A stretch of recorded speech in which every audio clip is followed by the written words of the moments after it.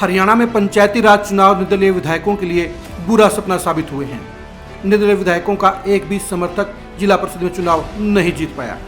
निर्दलीय विधायकों ने बड़े अरमानों के साथ अपने समर्थकों को सरपंची में, ब्लॉक समिति में और जिला परिषद में चुनावी दंगल में उतारा था, लेकिन उनके समर्थकों का सुपड़ा साफ हो गया। बिजली मंत्री रणजीत सिंह का एक भी समर्थक सिरसा जिले में जीत हासिल नहीं कर पाया। पृथला के विधायक नैनपाल रावत के बड़े भाई खुद चुनाव हार गए। सोमवीर सांगवान का एक भी समर्थक जिला परिषद में नहीं पहुंचा। राकेश दौलताबाद भी ब्लॉक समिति या जिला परिषद में एक भी समर्थक को नहीं जितवा पाए।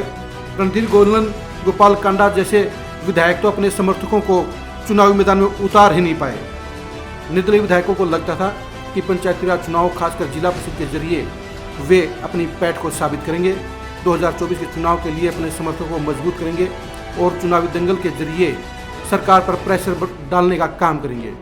लेकिन उनकी यह कसरत उल्टी पड़ गई। निर्दलीय विधायकों के लिए पंचायती राज के चुनाव खासा घाटा साबित हुए हैं, क्योंकि उनके समर्थकों की हार ने उनके इलाकों में उनका जनाधार कम किया है, उनके खिलाफ हवा को पुख्ता किया है और यह बता दिया कि निर्दलीय विधायकों को लेकर जनता में नेगेटिव माहौल है। पंचायती राज चुनाव को और खासकर जिला परिषद के चुनाव में कई बड़े चेहरों को निर्दलीय विधायकों ने मैदान में उतारा हुआ था। महम के विधायक बलराज कुंडू ने ब्लॉक समिति में अपने 3 कट्टर समर्थकों को चुनाव मैदान में उतारा था, लेकिन तीनों के तीनों ही चुनाव हार गए। इसी तरह बिजली मंत्री रणजीत सिंह ने भी रानिया में अपनी प्रतिष्ठा का सवाल बनाया हुआ था। वहां पर अभय चौटाला के बेटे करण चौटाला चुनाव जीत गए। इसके अलावा रणजीत सिंह ने सिरसा जिले में आधा दर्जन और प्रत्याशियों को समर्थन दिया हुआ था, लेकिन उनमें से एक भी चुनाव नहीं जीत पाया। यही हाल बाकी निर्दलीय विधायकों का रहा। सोमवीर सांगवान दादरी जिले में बड़ी कसरत के साथ अपने 4 समर्थकों के साथ चुनावी प्रचार में जुटे थे, लेकिन उनमें से एक भी चुनाव नहीं जीत पाया।